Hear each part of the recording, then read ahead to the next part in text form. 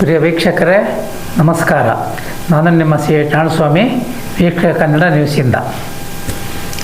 ಪ್ರಿಯ ವೀಕ್ಷಕರೇ, ಚಿತ್ರದುರ್ಗದ ಇತಿಹಾಸದಲ್ಲಿ ನಡೆದಿರ್ತಕ್ಕಂಥ ಘಟನೆ ಎಂಥರಿಗೂ ಒಂದು ರೀತಿ ಭಯ ಬರತರಾಗೋಗ್ಬಿಟ್ಟಿದೆ. ನಮ್ಮ ರೇಣುಕಾಸ್ವಾಮಿಯವರ ಬರ್ಬರ ಹತ್ಯೆ ನೋಡಿ. ನಿನ್ನೆ ಕೆಲವು ಆರೋಪಿಗಳನ್ನು ಸ್ಥಳ ಪರಿಶೀಲನೆ ಮಾಡೋಕ್ಕೆ ಬೆಂಗಳೂರಿಂದ ಕರ್ಕೊಂಬರ್ಬೇಕಾಗಿತ್ತು. ಅವರು ಬರ್ತಾರೆ ಅಂತ ಸುದ್ದಿ ಕೇಳಿಬಿಟ್ಟು ಅಲ್ಲಿ ಜನ ಒಂದು ಚಿಕ್ಕ ಜಾತ್ರೆ ಆಗೋಷ್ಟು ಜನ ಸೇರಿದ್ರು ನೋಡಿ. ಕೂಗಾಟ, ಚೀರಾಟ ಭಾಳನೇ ನಡೀತಾ ಇತ್ತು ಅಲ್ಲಿ. ಈ ಒಂದು ವಾತಾವರಣ ನೋಡಿಬಿಟ್ಟು ಅದು ಯಾರು ಮೆಸೇಜ್ ಕೊಟ್ರೇನೋ ಪೊಲೀಸ್ಗೆ, ರಾತ್ರಿ 9 ಗಂಟೆ ಆದರೂ ಅವ್ರನ್ನ ಕರ್ಕೊಂಬರಲಿಲ್ಲ.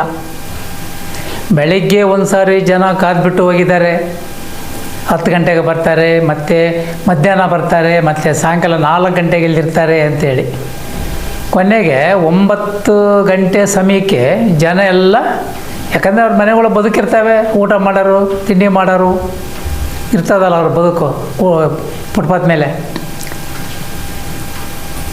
ಆಮೇಲೆ 11 ಗಂಟೆ ಸಮಯದಲ್ಲಿ ಬಂದು ಒಟ್ಟಿನಾಗೆ ಸ್ಥಳ ಪರಿಶೀಲನೆ ಅಂತ ಮಾಡ್ಕೊಂಡು ಹೋಗಿದ್ದಾರೆ. ಈ ನಮ್ಮ ರೇಣುಕಾಸ್ವಾಮಿಯವರ ಏನಿದು ಕೊಲೆ ಇದೆ, ದಿನಕ್ಕೆ ಒಂದೊಂದು ತಿರುವು ಪಡಿತಾನೇ ಇದೆ ನೋಡಿ.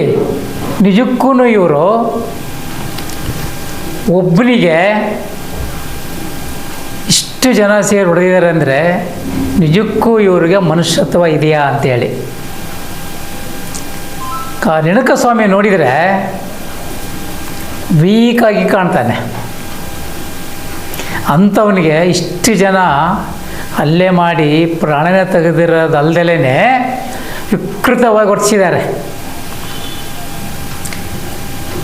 ಮುಖ ಎಲ್ಲ ಜಜ್ಜಿ ಹೋಗಿದೆ, ಕೈ ಮೇಲೆ ಮೈ ಮೇಲೆಲ್ಲ ಮಾರ್ಕಿದೆ. ಅದು ಸಾಲದೆಂಬಂತೆ ದೊಣ್ಣೆಯಲ್ಲಿ ಹೊಡೆದಿದ್ದಾರೆ. ಅದು ಸಾಲದೆನ್ನಂತೆ ಈ ಲಾರಿಗಳಿಗೆಲ್ಲ ತೆಲೆನ ತಗೊಂಡೋಗಿ ಚೆಚ್ಚಿರೋದು. ನಿಜಕ್ಕೂ ಇವರು ಮನುಷ್ಯರೇ ಅಲ್ಲ. ಇವರಿಗೆ ಆ ದೇವರು ಅದೆಂಥ ಶಿಕ್ಷೆ ಕೊಡಿಸ್ತಾನೋ ನೋಡಬೇಕು ಅಂತ ಇವರಿಗೆ ಸರಿಯಾದ ಶಿಕ್ಷೆನೇ ಆಗಬೇಕು. ಯಾಕಂದರೆ ಇವತ್ತು ಮನುಷ್ಯ ಒಂದು ಚಿಕ್ಕ ಪ್ರಾಣಿ ಸಾಯಿಸಬೇಕಾದ್ರೇ ಭಾಳ ಯೋಚನೆ ಮಾಡ್ತಾನೆ. ಅಂಥದ್ರಲ್ಲಿ ಇವರು ಎಂಥ ವಿಕೃತವಾಗಿ ವರ್ತಿಸಿದ್ದಾರೆ ಅನ್ನೋದು ನೋಡಬಾರ್ದ ದೃಶ್ಯಗಳನ್ನು ನಾವು ನೋಡಿ. ಈಗಾಗಲೇ ಇದಕ್ಕೆ ಹೊಸ ರೂಪ ಬರ್ತಾ ಇದೆ. ಕೆಲವು ರಾಜಕಾರಣಿಗಳು ಒತ್ತ ಹಿಡಿದೆ ಅಂತಲೂ ಬರ್ತಾ ಇದೆ. ಅಧಿಕಾರಿಗಳು ಸಹ ಇದರಲ್ಲಿ ಶಾಮೀಲಾಗಿದ್ದಾರೆ ಅಂತಲೂ ಕೂಡ ಬರ್ತಾ ಇದೆ ನೋಡಿ. ಈಗ ಇಲ್ಲಿ ಮೇಲ್ನೋಟಕ್ಕೆ ಅರೆಸ್ಟ್ ಆಗಿದ್ದ ದಿವಸ ಅವರಿಗೆ ಒಳ್ಳೆ ಬಿರಿಯಾನಿ ಊಟ, ಸ್ಟೇಷನ್ಗಳಲ್ಲಿ ಆರೋಪ ಮಾಡಿ ಹೋದವರಿಗೆ ಇಡ್ಲಿ ಚಿತ್ರಾನ್ನ ಇರೋದು ಕೊಡಬೇಕು ಅಂತ ಹೇಳಿ, ಅಂಥದ್ರಲ್ಲಿ ಅವರಿಗೆ ಬಿರಿಯಾನಿ ಕೊಡ್ತಾರೆ, ಸಿಗರೇಟ್ ಕೊಡ್ತಾರೆ, ಮತ್ತು ಫೋನ್ ಕೊಡ್ತಾರೆ ಮಾತಾಡೋಕ್ಕೆ. ಅದು ಸಾಲದೆಂಬಂತೆ ಅವರು ಬರ್ತ್ಡೇ ನಡೀತಿದೆ ಅನ್ನೋ ಥರ ಶಾಮೀನಾಗೋ ಬೇರೆ ಅವರಿಗೆ. ಅಂಥ ದೊಡ್ಡ VIP ಇವರು ಮಾಡಿರೋದು ಕೊಲೆ. ಇವರಿಗೆ VIP ಮಾಡೋ ಥರ ಸೇವೆ. ಇದು ನಿಜಕ್ಕೂ ನಮ್ಮ ಕರ್ನಾಟಕ ಸರ್ಕಾರದಲ್ಲಿ ರೂಲ್ಸ್ ಇದೆಯಾ? ಇದರೆಲ್ಲ ಅವರಿಗೆ ಫೆಸಿಲಿಟಿ ಕೊಡಬೇಕು ಅಂತೇಳಿ ನೋಡಿ. ಈ ಕೇಸಲ್ಲಿ ನಿಷ್ಪಕ್ಷಪಾತವಾಗಿರತಕ್ಕಂಥ ತನಿಖೆ ಮಾಡಿಸ್ಬೇಕಾಗಿದೆ ಸರ್ಕಾರ. ಈ ವಿಕೃತವಾಗಿ ವರ್ತಿಸ್ತಕ್ಕಂಥವರಿಗೆ ಸರಿಯಾದ ಶಿಕ್ಷೆ ಕೊಡಬೇಕಾಗಿದೆ. ಮತ್ತು ಆ ಕುಟುಂಬಕ್ಕೆ ದೊಡ್ಡ ಪ್ರಮಾಣದಲ್ಲಿ ಪರಿಹಾರನ ಕೊಡಿಸ್ಬೇಕಾಗಿದೆ. ನೋಡಿ, ತನ್ನ ಸಹಚರರಿಗೆ ಕುಡಿಸೋದು, ತಿನ್ನಿಸೋದು, ಮಜಾ ಮಾಡಿಸೋದು ಎಲ್ಲ ಮಾಡ್ತಿರಕ್ಕಂಥ ಈ ಗ್ಯಾಂಗಿನ ಮುಖ್ಯಸ್ಥ ಅದು ಎಷ್ಟು ಕೋಟಿಗೆ ಇರ್ಬೋದು. ಕೊಡಲಿ ಅವರಿಗೆ ದೊಡ್ಡ ಪ್ರಮಾಣದ ಪರಿಹಾರನ. ಅವ್ರಿಗೇನು ಅದರಲ್ಲಿ ಒಂದು ಇರುವೆವಷ್ಟು ದೊಡ್ಡ ಪ್ರಮಾಣದ ಪರಿಹಾರ ಅನ್ನೋದು. ನೋಡಿ, ಇವತ್ತು ಜನ ಏನು ಮಾತಾಡ್ಕೊತಿದ್ದಾರೆ ಅಂದರೆ, ಅವರಪ್ಪ ಪರದೆ ಮೇಲೆ ವಿಲ್ಲನ್ ಆದರೂ ಕೂಡ ನಿಜ ಜೀವನದಲ್ಲಿ ಎಂಥ ಸೌಮ್ಯ ಸ್ವಭಾವದ ವ್ಯಕ್ತಿ ಅಂತ ಈಗಲೂ ಜನಗಳ ಬಾಯಲ್ಲಿ ಆಗ್ತಾಯಿದೆ. ಈ ನಟ ಪರದೆ ಮೇಲೆ ನಾಯಕ ನಟ ಆಗಿ ನಡೆಸಿದ್ರೂ ನಿಜ ಜೀವನದಲ್ಲಿ ಎಂಥ ಕಾಳನಟ ಆಗ್ಬಿಟ್ಟಿದ್ದಾನೆ. ಚಾಲೆಂಜಿಂಗ್ ಸ್ಟಾರ್ ಅನ್ನೋದಕ್ಕಿಂತ ಕಿಲ್ಲಿಂಗ್ ಸ್ಟಾರ್ ಅಂತ ಹೆಸರು ಬದಲಾಯಿಸ್ಬೋದಲ್ಲ, ಅವಕಾಶ ಇದೆಯಲ್ಲ ಇದಕ್ಕೆ. ಯಾಕ್ರಿ ಚಾಲೆಂಜಿಂಗ್ ಸ್ಟಾರ್ ಅನ್ಬೇಕು, ಕಿಲ್ಲಿಂಗ್ ಸ್ಟಾರ್ ಅನ್ಬೋದಲ್ಲ. ನೋಡಿ, ಇವರ ಫಾರಮ್ ಹೌಸಲ್ಲಿನೂ ಒಮ್ಮೆ ಒಂದು ಅತ್ಯಾಚಾರ ಆಗೋಯ್ತು, ಅದು ಮುಚ್ಚಾಕಿ ಹೋಗ್ಬಿಡ್ತು. ಆಮೇಲೆ ರಾಜಕಾಲುವೆ ಮೇಲೆ ಕಟ್ಟಿರ್ತಕ್ಕಂಥ ಇವ್ರ ಐಷಾರಾಮ್ಯ ಮನೆ ತಂಟೆಗೆ ಯಾರೂ ಹೋಗಲಿಲ್ಲ, ಅದು ಪ್ರಭಾವದಿಂದ ಹಾಗೆ ನಿಂತ್ಕೊಂತು. ಹೀಗೆ ಪ್ರಭಾವಿಗಳಿಗೇ ಸರ್ಕಾರ ಅಧಿಕಾರಿಗಳು ತಲೆಯ ಬಾಗ್ತಾ ತಮ್ಮ ಅಸಹಾಯಕತೆ ತೋರಿದರೆ ಇವತ್ತು ಪ್ರಭಾವಿಗಳದೇನೇ ಅತಿ ಹೆಚ್ಚಾಗಿ ಈ ಕರ್ನಾಟಕದಲ್ಲಿ ಪ್ರಭಾವ ಬೀರ್ತಾ ಹೋದರೆ ಅಮಾಯಕರ ಗತಿ ಏನಾಗಬೇಕು, ಅಮಾಯಕರ ಜೀವನ ಹೆಂಗೆ ಮಾಡಬೇಕು. ನೋಡಿ, ಇವತ್ತು ಆಗಿರೋದು ಕೂಡ ಅಮಾಯಕ ಕುಟುಂಬದ ರೇಣುಕಾಸ್ವಾಮಿಯ ಕೊಲೆ. ನೋಡಿ, ಅವ್ರಿಗೆ ರೇಣುಕಾಸ್ವಾಮಿಯವರಿಗೆ ಅಣ್ಣಂದ್ರಿಲ್ಲ, ತಮ್ಮಂದ್ರಿಲ್ಲ, ಅಕ್ಕಂದ್ರಿಲ್ಲ, ತಂಗಿಯಂದ್ರಿಲ್ಲ. ಇವತ್ತು ಅವರಿಗೆ ಅವರ ಜನಾಂಗದ ಜನ ಹಾಗೂ ಅವ್ರನ್ನ ಏನು ನಮ್ಮ ಗುರುಗಳು ಅಂತ ಪ್ರಾತಿನಿಧ್ಯ ಕೊಡ್ತಾರೆ, ಅವರೇ ಇವತ್ತು ಆ ರೇಣುಕಾಸ್ವಾಮಿಗೆ ನ್ಯಾಯ ಕೊಡಿಸ್ತಕ್ಕಂಥ ಹೋರಾಟ ಮಾಡಬೇಕಾಗಿದೆ. ನಿಜಕ್ಕೂ ಇದು ಹೋರಾಟ ನಿಲ್ಲಬಾರ್ದು. ಈಗಾಗಲೇ ಕರ್ನಾಟಕದಲ್ಲಿ ಕೆಲವಾರು ಜಿಲ್ಲೆಗಳಲ್ಲಿ ಈ ದರ್ಶನ ವಿರುದ್ಧವಾಗಿ ನಿಜಕ್ಕೂ ಭಾಳ ಒಳ್ಳೆ ಹೋರಾಟ ನಡೀತಾ ಇದೆ. ಯಾಕಂದರೆ ಸೆಲೆಬ್ರಿಟಿ ಆದರೆ ಕೊಲೆ, ಇನ್ನೊಂದು ಮತ್ತೊಂದು ರೊಡಿಸಮು, ಹೊರಗುಡಿಯೋದು ಇವ್ರುಗುಡಿಯೋದು ಮಾಡಬೇಕಂತ ಇದೆಯಾ? ಅವನು ಹೇಗಿರಬೇಕು ನೋಡಿ. ಇವತ್ತು ಪುನೀತ್ ರಾಜ್ಕುಮಾರ್ ಹೆಸರು ಎಲ್ಲರ ನಾಲ್ಗೆ ಮೇಲೆ ನರದಾಡ್ತಾ ಇದೆ. ಪುನೀತ್ ರಾಜ್ಕುಮಾರ್ ಮಾಡಿದಿರ್ತಕ್ಕಂಥ ಜನಸೇವೆ ಅದು ಯಾರಿಗೂ ಗೊತ್ತೇ ಇಲ್ದಿರೋ ಥರ. ಪುನೀತ್ ರಾಜ್ಕುಮಾರ್ ಸತ್ತ ನಂತರ ಬಂತು ಪುನೀತ್ ರಾಜ್ಕುಮಾರ್ ಮಾಡಿರ್ತಕ್ಕಂಥ ಎಷ್ಟು ಸಹಾಯ ಅಂತೇಳಿ. ಆ ರೀತಿ ಒಬ್ಬ ಹೆಸರು ಮಾಡ್ಕೊಂಡಿರೋನು ಆ ರೀತಿ ಹೆಸರುಳಿಸ್ಕೋಬೇಕು. ಈ ರೀತಿ ಬೀದಿ ರಂಪ ಮಾಡ್ಕೋಬಾರ್ದು. ನೋಡಿ, ಈಗ ಆ ರೇಣುಕಾ ಸ್ವಾಮಿಯ ಮನೆಯಲ್ಲಿ ದುಡಿಯ ಮಗನೇ ಇವತ್ತು ಮಣ್ಪಾಲಾಗಿದ್ದಾನೆ. ನಾವು ಸಹ ನಿನ್ನೆ 9 ಗಂಟೆ ತನಕ ಆ ವಿಡಿಯೋ ಚಿತ್ರೀಕರಿಸ್ಬೇಕಂತ ನೋಡಿದ್ವಿ. 9 ಗಂಟೆ ಮೇಲೆ ಅಲ್ಲಿ ಜನಸಂದಣ ಕಮ್ಮಿ ಆಯಿತು. ನಾವು ಅಲ್ಲಿ ನೆರೆದಕ್ಕಿಂತ ಜನನ್ನ ತಮಗೆ ತೋರಿಸ್ತೀವಿ. ಎಷ್ಟು ಜನ ನೆರೆತಿದ್ರು, ಕೆಲವರು ಆಕ್ರೋಶಭರಿತರಾಗಿದ್ದರು. ಆ ಒಂದು ಟಿ ವಿಯಲ್ಲಿ ಬರ್ತಕ್ಕಂಥ ದೃಶ್ಯಗಳನ್ನು ನೋಡಿಬಿಟ್ಟು, ಆ ಒಂದು ಮೈ ಮೇಲೆಲ್ಲ ಆಗಿರ್ತಕ್ಕಂಥ ಗಾಯ, ಆ ಮುಖ ಎಲ್ಲ ಜಿಚ್ಕೊಂಡು ಹೋಗಿರ್ತಕ್ಕದ್ದನ್ನು ನೋಡಿಬಿಟ್ಟು ಎಂಥರಿಗೂ ಕೂಡ ಆಕ್ರೋಶ ಉಕ್ಕಿ ಬರೋಂಥ ದೃಶ್ಯ ಅನ್ನೋದು ನೋಡಿದರೆ, ಯಾರ ಮಗ ಆದರೇನು ಎಷ್ಟು ವ್ಯವಸ್ಥಿತವಾಗಿ ರೇಣುಕ ಸ್ವಾಮಿಯನ್ನು ಇಲ್ಲಿಂದ ಕರ್ಕೊಂಡೋಗಿದ್ದಾರೆ ಅವರು.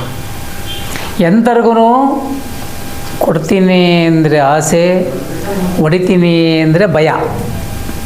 ಇವರು ರೇಣುಕ ಸ್ವಾಮಿ ತೋರಿಸಿರೋ ಆಸೆ ಏನು? ನಿನಗೆ ದರ್ಶನ್ ಬಾಸನ್ನು ಭೇಟಿ ಮಾಡಿಸ್ತೀವಿ, ಮಾತಾಡಿಸ್ತೀವಿ, ಜೊತೆಯಲ್ಲಿ ಫೋಟೋ ತೆಗಿಸ್ತೀವಿ ಅಂದಾಗ ಯಾರು ತಾನೇ ನಂಬಲ್ಲ. ಮತ್ತು ಇವರು ಆತನಿಗೆ ಎಷ್ಟು ಹಿಂಸೆ ಕೊಟ್ಕೊಂಡು ಸಹ ಹೋಗಿದ್ದಾರೆ. ಅವ ಪಡಪಾಯಿ, ಅವನ ಕೈಲಾಗದವನು, ಎಲ್ಲಿ ವಿರೋಧ ಮಾಡೋಕ್ಕಾಗ್ತದೆ? ಕೊನೆಗೆ ಅಂಥವನ್ನ ತಗೊಂಡೋಗಿ ಅಮಾನುಷವಾಗಿ ಅವನ್ನ ಉಸಿರೇ ನಿಲ್ಲಿಸಿಬಿಟ್ರು.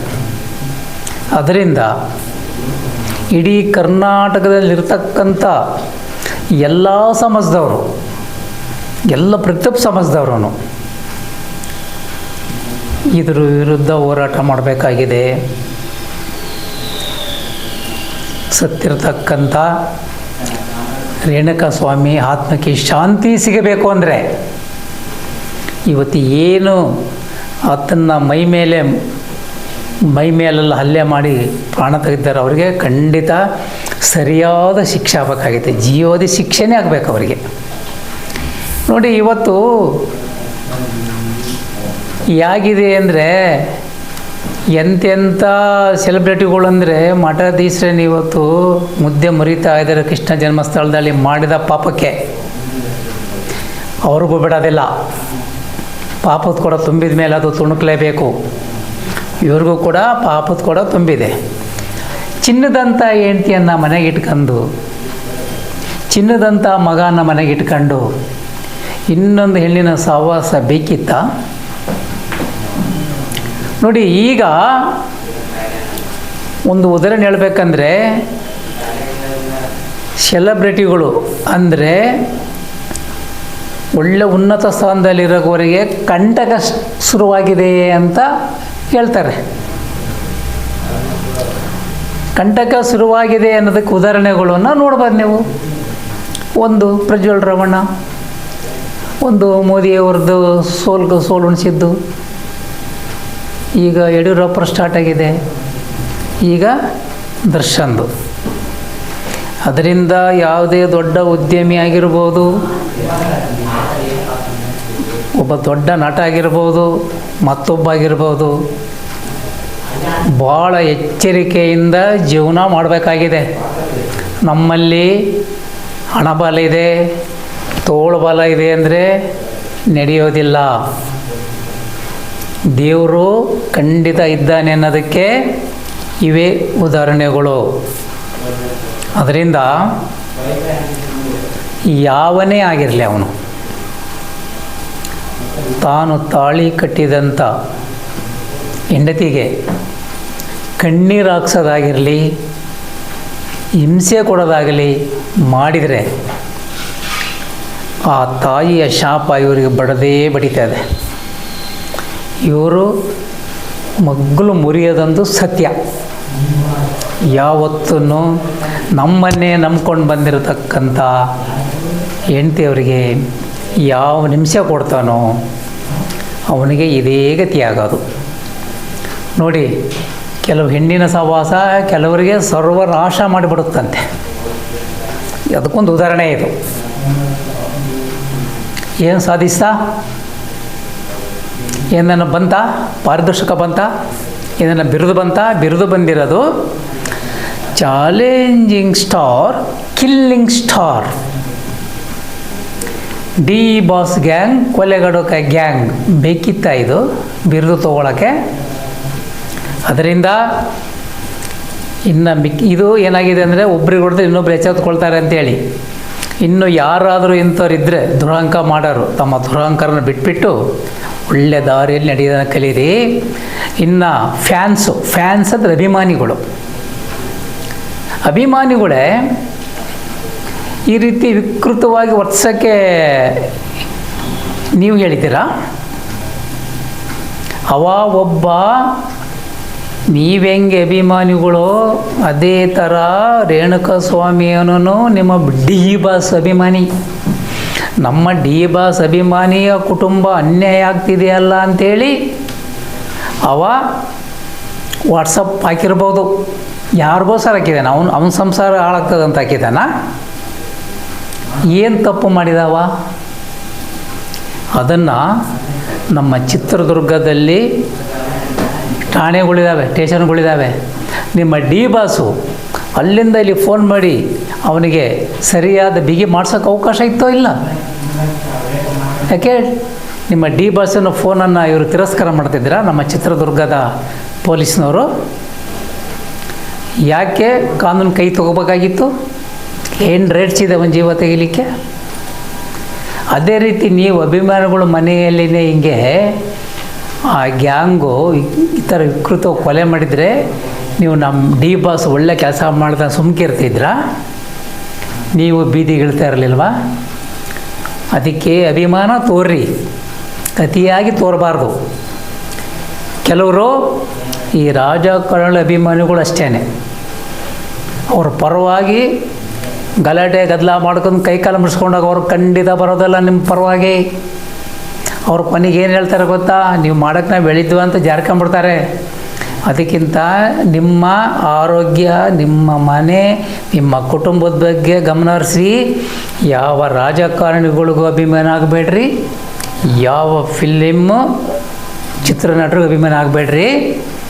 ದಯವಿಟ್ಟು ಈ ಕೂಗಾಟ ಕಿರುಚಾಟ ಎಲ್ಲ ಬಿಟ್ಟು ಇದೇ ರೇಣುಕ ಸ್ವಾಮಿಗೆ ನ್ಯಾಯ ಕೊಡಿಸುವತ್ತ ತಾವೆಲ್ಲರೂ ಹೋರಾಟ ಮಾಡಬೇಕು ಅಂತ ನಾವು ನಮ್ಮ ವೀಕ್ಷಕ ಕನ್ನಡ ನ್ಯೂಸಿಂದ ಹೇಳ ಬಯಸ್ತೀವಿ.